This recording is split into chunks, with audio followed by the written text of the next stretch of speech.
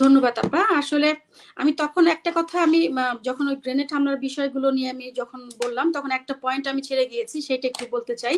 সেটা হচ্ছে ওই মামলার মধ্যে কিন্তু আপনারা দেখেছেন যে এফআইআর এর মধ্যে যেই মানে নামগুলো ছিল সেগুলো কিন্তু অন্য আসামিদের নাম ছিল, সেখানে আমাদের নেতাদের কারো নামই ছিল না। এবং পরবর্তীতে আপনারা জানেন যে আব্দুল কাহার আকন্দ, উনি কিন্তু একজন অবসরপ্রাপ্ত একজন অফিসার ছিলেন, কিন্তু ওনাকে পরবর্তীতে নিয়োগ দিয়ে সেই মামলার দায়িত্ব ওনাকে দিয়ে কিন্তু সেই মামলাটা পরিচালনা করিয়েছে।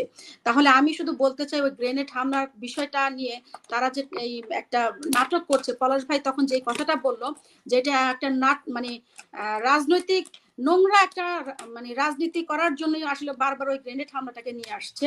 এবং তারাই কিন্তু দেখেন এই মামলার মধ্যে তারা যে নোংরা রাজনীতি করছে, তারা কেন তাকে আবার ডেকে এনে যেখানে তাদের নাম ছিল না তাদেরকে ঢুকিয়ে পরবর্তীতে এই তাকে দায়িত্ব দিয়ে এভাবে করিয়েছেন। যাই হোক, আমি সেই বিষয়ে নাই গেলাম। আপনি যে প্রশ্ন করেছেন আমি সেই বিষয়ে আমি যাচ্ছি। আমি শুধু বলতে চাচ্ছি যে আমেরিকা নাকি ভারত নাকি আমেরিকাকে একটি বার্তা দিয়েছে যে শেখ হাসিনাকে দুর্বল করলে আমাদের সবার জন্য এটা খারাপ হবে। তো এটা বাজারে যখন এসেছে, তো আমি শুধু বলতে চাই বাংলাদেশের মূলধারার অনেক পত্রিকাতে এটাকে কোট করে ছাপিয়েছে। কিন্তু এখন প্রথম কথা হচ্ছে যে এটা আদৌ দিল্লি কি এরকম বার্তা দিয়েছে কিনা, আর দিল্লি যদি এরকম বার্তা দিয়েও থাকে তাহলে সেটা বাংলাদেশের পত্রিকায় সেটা ছাপা হতে পারে কিনা। এবং আরেকটা বিষয় হচ্ছে কি বার্তা দিয়েছে এবং কি ল্যাঙ্গুয়েজে দিয়েছে এবং কে কাকে দিল, এবং মোদি সাহেব কি দিয়েছে বাইডেন সাহেবকে, নাকি পররাষ্ট্রমন্ত্রী দিয়েছে পররাষ্ট্রমন্ত্রীকে, নাকি স্বরাষ্ট্র সচিব দিয়েছে স্বরাষ্ট্র সচিবকে, কে কাকে দিয়েছে এটা কিন্তু সুস্পষ্ট কোনো ধারণা নেই। কিন্তু বাংলাদেশের এটাকে কেন্দ্র করে যে পরিবর্তনগুলো হচ্ছে বা লক্ষ্য করা যাচ্ছে, এখানে দেখা যাচ্ছে যে ছাত্রলীগের একসময়ের যে সাবেক নেতা যে ছাত্রলীগ করতো এবং এখন বর্তমানে এসবি প্রধান স্পেশাল ব্রাঞ্চের পুলিশের স্পেশাল ব্রাঞ্চের যে মনিরুল ইসলাম, উনি কিন্তু তর্জন গর্জন করছেন যে এবং আওয়ামী লীগের গুন্ডার মতো এবং আওয়ামী লীগের কর্মীর মতো তিনি বক্তব্য দিচ্ছেন যে আমরা সেই আমলে ফিরতে চাই না। এবং পরবর্তীতে কিন্তু আমরা দেখেছি হবিগঞ্জে তারা কিভাবে আক্রমণ করেছে, নেতাকর্মীদের কিভাবে গুলি করেছে, কিভাবে হামলা করেছে। আর একজন পুলিশ প্রশাসনের এত বড় একজন দায়িত্বে থেকে যখন তারা সরকারের পক্ষে এইভাবে ওপেন হয়ে কথা বলে, এভাবে ওপেন হয়ে বক্তব্য দেয়, তখন সেটা কিন্তু খুবই দুঃখজনক।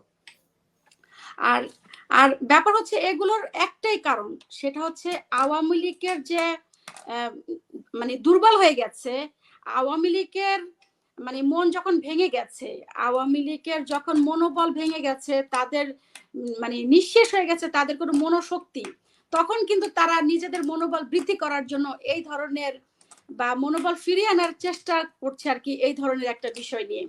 এবং হবিগঞ্জ ছাড়াও কিন্তু বাংলাদেশের বিভিন্ন জায়গায় এরকম ভাবে বিএনপি নেতাকর্মীদেরকে আক্রমণ করা হচ্ছে। তো আমরা মনে করি যে এই সরকার মানে এই সরকারকে রাখার জন্য ভারত এরকম ভাবে মানে অস্থির হয়ে যাবে বা এই ধরনের চিঠি দিবে। আর যদি দিলেই বাকি বাংলাদেশে আজ পর্যন্ত আপনারা দেখেছেন যে যখন মানে বাংলাদেশ মুক্তিযুদ্ধ হয় তখন কিন্তু চায়না এবং আমেরিকা বাংলাদেশের বিপক্ষে ছিল, কিন্তু তারপরও কিন্তু বাংলাদেশের জনগণ দেশকে স্বাধীন করেছে। এতে বুঝতে হবে যে এই বাংলাদেশের বিদেশিরাও যদি ক্ষমতা এখানে হস্তক্ষেপ করতে চায়, তারপরও বাংলাদেশের জনগণের উপরেই ডিপেন্ড করবে যে বাংলাদেশের জনগণ কাকে চায়, এবং বাংলাদেশে যেভাবে মুক্তিযুদ্ধ করে ফিরিয়ে এনেছে ঠিক এরকম ভাবে বাংলাদেশের সিদ্ধান্তেই মানে বাংলাদেশের মানুষের সিদ্ধান্তে বাংলাদেশের ডিসিশন হবে আগামীতে কে প্রধানমন্ত্রী হবে, কিভাবে নির্বাচন হবে, কিভাবে দেশের কে দায়িত্ব নিবে। আর বাংলাদেশে এখন একটা জিনিস সত্যি কথা যে বাংলাদেশে এখন যে প্রত্যেকটা যে দ্রব্য মূল্যের যে এত দাম বেড়েছে, একটা সাধারণ মানুষ কিন্তু খেতে পারছে না, বাংলাদেশের মানুষ আজকে ভোট দিতে পারছে না। এবং বাংলাদেশে দেখেন আজকে তিনবারের সাবেক প্রধানমন্ত্রী তিনি এতটা অসুস্থ, তিনি হসপিটালে, তারকেও কিন্তু সুচিকিৎসার জন্য বিদেশে যেতে দিচ্ছে না।